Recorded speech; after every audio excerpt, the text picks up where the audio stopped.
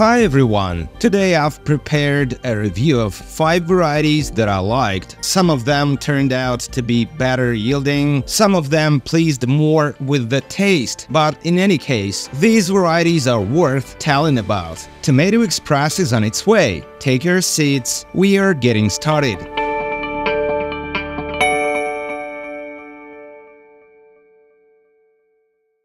The first variety in today's review is called Mamba, and to be honest, I've been looking for it for quite a long time, because it's very interesting. Plants are medium-sized, with a potato leaf, and by mid-August reached a height of 5 feet or 1.5 meters. Tomatoes are large enough in size, flat round shape, slightly ribbed, and in the color of the fruit predominate green tones. It's not hard to determine the moment of ripening. The tomatoes begin to acquire a noticeable reddish tint. Mamba was discovered by Tatiana Kushnarova among black Mamba tomatoes by Millard Murdoch, which appeared as a result of natural cross-pollination of Lucky Cross variety. Mamba is a fairly high-yielding variety also due to its decent fruit size, and it tolerated the heat well. The first tomatoes weighed from 9 to 10 ounces or 265 to 290 grams, and there were no small fruits on the plants. And tasting this variety was probably one of the most anticipated for me in this season. On the cut, it's a beautiful classic green-pink bicolor, juicy and flavorful. And despite the fact that Mamba is muddy, its flavor is quite bright and noticeable, sweet, fruity, exotic, and without a doubt enjoyable. If you, like me, love bicolors like this, then I would suggest you grow Mamba, as the variety is definitely worth a try. Beauty, taste, and high yield are its main pluses. The only downside is the fact that the tomatoes do not store for long, but on the other hand, it's a variety that is best eaten raw, which is exactly what it's intended for.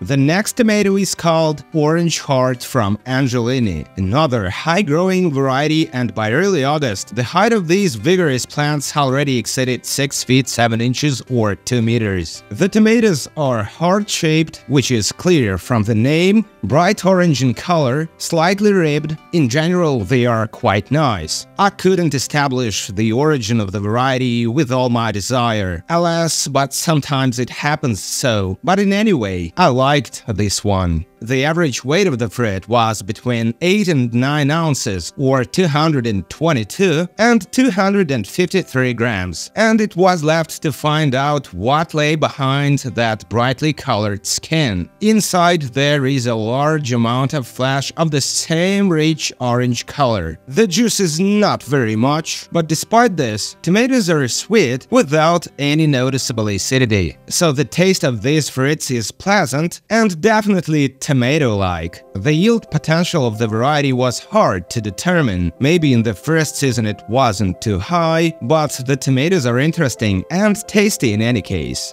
When I was choosing the next variety for planting, I was first of all interested in its history. It's very special, in some ways touching, and it's called Marianna's Peace. A variety with an unusual story, which I'll tell you very soon, impressed me a lot. Plants are indeterminate. By the beginning of August, their height was equal to 6 feet 2 inches or 1.9 meters. A distinctive feature of the variety is a leaf of the potato type. Tomatoes are a flat round shape of pink color, sometimes with a slight ribbing, and large enough, although they were not very many, and perhaps the hot summer had an impact here. Tomatoes weighed about 12 ounces or 350 grams, and on average there were around 3 fruits in one bunch. The flesh is deep pink in color, and the taste is wonderful, with sweetness, fruity tones, and balanced tomato acidity. Excellent tomato for a variety of purposes, making juices, sauces, and certainly for eating raw. And of course, a few words about the history of the variety. Its seeds were sent to Gary Ibsen by his sister Marianna, who lived in Munich. Marianne's family were farmers from Bohemia until May 1940, when the military came by truck to her school and loaded up all the children to move them to a labor camp. Marianne and 5 other girls escaped by jumping out of the moving truck, but only 2 managed to survive. She eventually succeeded in crossing the Alps on foot to Vienna and then on to Bavaria. It was not until 1955 that she was able to find her family. By the way, the family couldn't provide any history of the origin of this tomato, but they said that its seeds appeared in the early 1900s. In any case, you understand that it was in honor of Marianne that the variety was named. And in my opinion, it's a very good pink tomato. First of all, thanks to its highly balanced flavor.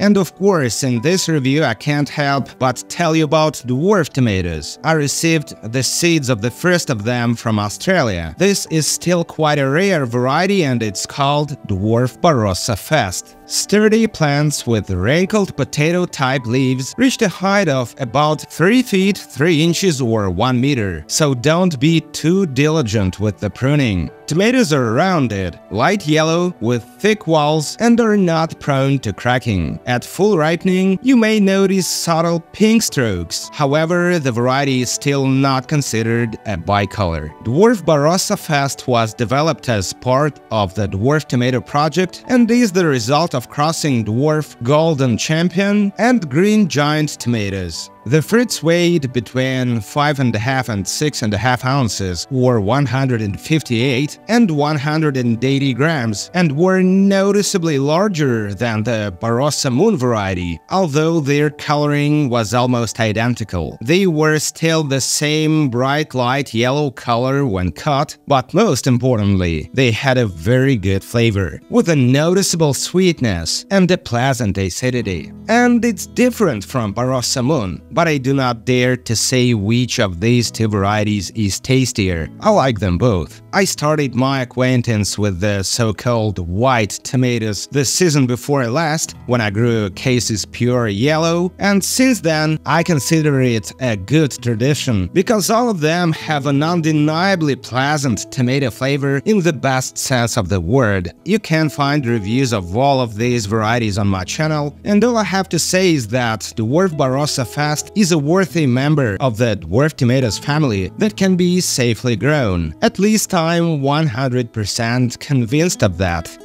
And from the white tomato, let's move on to the dark fruited variety and another good dwarf called Blackfire. This dwarf is quite tall, and by the end of July, when growing in 3 and 4 stems, the height of the plants reached 3 feet 11 inches or 1.2 meters. Before the moment of the first tasting, I was already able to note for myself at least 2 positive qualities of this variety. First is its high yield outdoors. At times, it even broke the bunches because of the weight of the fruit. And secondly, of course, their excellent appearance. Tomatoes are from flat round to heart-shaped. In the description, they are called mini beef tomatoes, chocolate cherry color with green stripes. Personally, I really like this exotic coloring. Despite the maximum stated weight of 7 ounces or 200 grams, during the season it varied from 7 to 10.5 ounces or 200 to 300 grams, so Blackfire is another large fruited dwarf tomato. The flesh is